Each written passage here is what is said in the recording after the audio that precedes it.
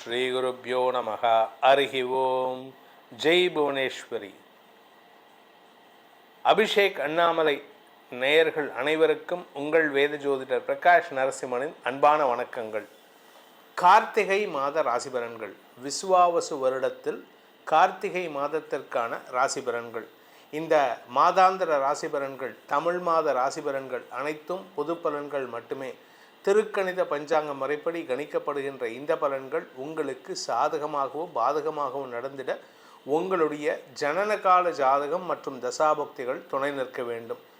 இந்த கார்த்திகை மாதம் அப்படிங்கிறது சூரியன் விருச்சிக ராசியில் சஞ்சாரம் பண்ணுகின்ற காலம்.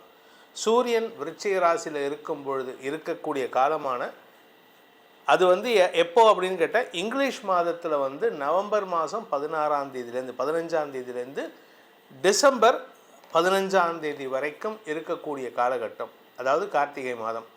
இந்த கார்த்திகை மாதத்தில் என்னென்ன விசேஷங்கள் அப்படின்ட்டு பார்த்திங்கன்னா, ஆல்மோஸ்ட் எல்லா விதமான இந்த சிவன் சம்பந்தமான விசேஷமான நாட்கள், இந்த கார்த்திகை தீபம் இதெல்லாம் இந்த கார்த்திகை மாதத்தில் தான் வரும். இந்த மாதத்தை பொறுத்த வரைக்கும் இந்த மாதத்திற்கு உண்டான கிரக நிலவரத்தை நம்ம முதல்ல பார்க்க போகிறோம்.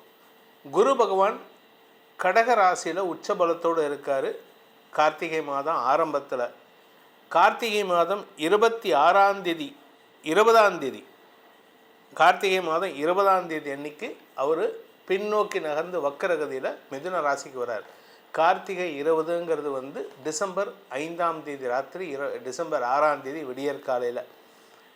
அதே சமயம் சிம்ம ராசியில் கேதுவும், கன்னி ராசியில் துலாம் ராசியில் சுக்கிரனும், கன்னி ராசியில் இந்த மாதம் கார்த்திகை மாதத்தை சந்திரன் அந்த இடத்துலேருந்து தன் பயணத்தை துவக்கிறார். கன்னி ராசியிலேருந்து துலாம் ராசியில் சுக்கிரனும், விருச்சிக ராசியில் சூரியன் செவ்வாய் புதன் சேர்க்கை இருக்குது. கும்பராசியில் ராகு, மீன ராசியில் சனி. இந்த கார்த்திகை மாதத்தில் நடக்கக்கூடிய கிரக பயிற்சி, ஆக்சுவலாக இதுதான் கிரக பயிற்சி. நம்ம சொல்கிறது இப்படி தான் சொல்லணும். இங்கிலீஷ் மாத ராசி பலன்களையும் நம்ம சொன்னாலும், ஏன்னா அது லௌகீகத்தில் நம்ம பயன்பாட்டில் இருக்கக்கூடிய தினங்கள். ஆனால் அந்த காலத்தில் நான் சொல்கிறது ஒரு 300 வருஷத்துக்கு முன்னாடி, இங்கிலீஷ்கான வரத்துக்கு முன்னாடியெல்லாம் இந்த தமிழ் மாதம் தான் ப்ராக்டிஸில் இருந்தது. இங்கிலீஷ் மாத பலன்களே கிடையாது. இந்த மாதத்தில் இந்த கார்த்திகை மாதத்தில் கிரக பயிற்சிகள் அப்படின்னு பார்த்திங்கன்னா, கார்த்திகை 7ஆம் தேதி அன்னைக்கு, அதாவது இங்கிலீஷ் மாதத்தில் நவம்பர் 23ஆம் தேதி ஞாயிற்றுக்கிழமை அன்னைக்கு புதன் விருச்சிக ராசியிலிருந்து வக்ரகதியில் துலாம் ராசிக்கு பயிற்சி ஆகிறார். அதே சமயம் சுக்கிரன் 26ஆம் தேதி நவம்பர் 26 கார்த்திகை 10ஆம் தேதி அன்னைக்கு துலாம் ராசியிலிருந்து விருச்சிக ராசிக்கு பயிற்சி ஆகிறார்.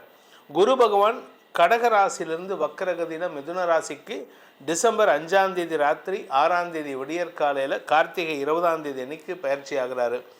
அதே கார்த்திகை 20ஆம் தேதி அன்னைக்கு 6ஆம் தேதி விடியற்காலை புதன் பகவான் துலாம் ராசியிலிருந்து மறுபடியும் விருச்சிக ராசிக்கு வராரு. செவ்வாய் பகவான் டிசம்பர் 7ஆம் தேதி அன்னைக்கு, அதாவது கார்த்திகை 21 அன்று விருச்சிக ராசியிலிருந்து ஆட்சி பலத்தோடு இருக்கக்கூடிய இடத்துலேருந்து குருவோட வீடான தனுசு ராசிக்கு வராரு. இந்த இடத்துல வரும்போது குருவின் நேரடி பார்வையில் வந்துடுறாரு. குரு மங்கள யோகம் ஏற்படுகின்றது. இந்த மாத கடைசி கார்த்திகை மாதம் முடிவுங்கிறது என்னைக்கு அப்படின்னு பார்த்தீங்கன்னா, டிசம்பர் 15 கார்த்திகை 29ஆம் தேதி ராத்திரி, அதாவது டிசம்பர் 16ஆம் தேதி விடியற்காலை 4 மணி 17 நிமிடங்களுக்கு சூரியன் விருச்சிக ராசியிலிருந்து தனுசு ராசிக்கு பயிற்சி ஆகிறார். தனுர் மாதம் ஆரம்பம், அதாவது கார்த்திகை மாதம் முடிந்து மார்கழி மாதம் சூரியன் தனுசு ராசிக்குள்ள பிரவேசம் பண்ணக்கூடிய நாளில் ஏற்படுறது. இதுதான் இந்த மாதத்தில் வரக்கூடிய கிரக பயிற்சிகள். இந்த மாதத்தில் முக்கியமான நாட்கள், அதாவது விசேஷமான நாட்கள் அப்படின்னு பார்த்தீங்கன்னா, டிசம்பர் 3ஆம் தேதி அன்னைக்கு பரணி தீபம், டிசம்பர் 4 கார்த்திகை 18 அன்னைக்கு பௌர்ணமி பூஜை. அன்னைக்கு சர்வாலய தீபம்னு சொல்லுவாங்க. எல்லா சிவாலயங்களிலும் அன்னைக்கு தீபம் ஏற்றி வழிபட வேண்டும். அன்றைக்கி தான் திருவண்ணாமலையிலையும் மலை உச்சியில் மலை மேலே ஏறி அன்றைக்கி மட்டும்தான் அந்த மலையில் ஏறுறதுக்கு மனுஷாளுக்கு ஏறுறதுக்கு அலோவ் பண்ணுறா.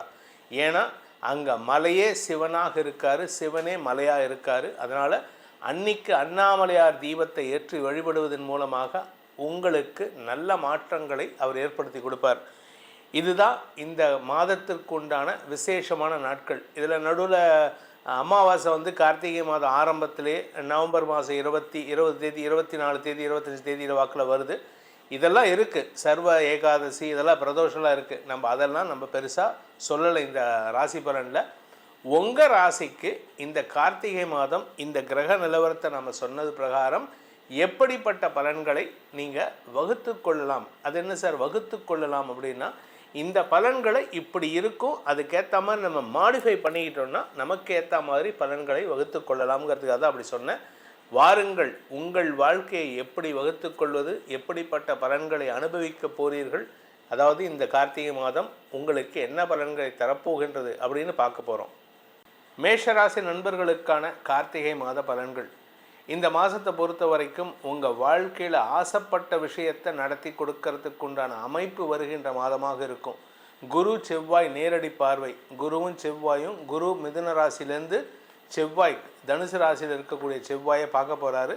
அதனால் மாத பிற்பகுதி உங்களுக்கு அமோகமான நற்பலன்களையும் சந்தோஷமான அனுபவங்களையும் தரக்கூடிய வகையில் இருக்குது. மங்களகாரகன் செவ்வாய் குருவின் பார்வையில் வர்றது விசேஷம். உங்களை பொறுத்த வரைக்கும் 9ஆம் இடத்துக்கு வராரு குரு செவ்வாய். 9ஆம் இடத்ததிபதியோடைய பார்வையிலேயே இந்த செவ்வாய் வர்றது குரு மங்கள யோகத்தை ஏற்படுத்தி உங்களுக்கு சுப செலவுகளை ஏற்படுத்தக்கூடிய வகையில் இருப்பார். எனக்கு திருமணமே வேண்டாம் அப்படின்னு சொல்லக்கூடிய மேஷராசி நண்பர்களுக்கு திருமண யோகம் அமைக்கக்கூடிய வகையில் இருக்குது. அது சார் 7.5 சனி நடக்கிறதே அது தப்பு கிடையாது அப்படின்னா, குருவின் பார்வையில் இருக்கிறதுனால பிரச்சனை கிடையாது. ஏன்னா இப்போ வந்து இது ஒரு டெம்பரவரி ஃபேஸ் தான். இந்த சனி விலகி இருக்கிறது, குரு பார்வை இல்லாமல் இருக்கிறது. மார்ச் மாதத்துக்கு மேலே குருவோட பார்வையில் வந்தால் என்ன பலனை கொடுப்பாரோ அதெல்லாம் நல்லது நடக்கக்கூடிய வகையில் இருக்குது.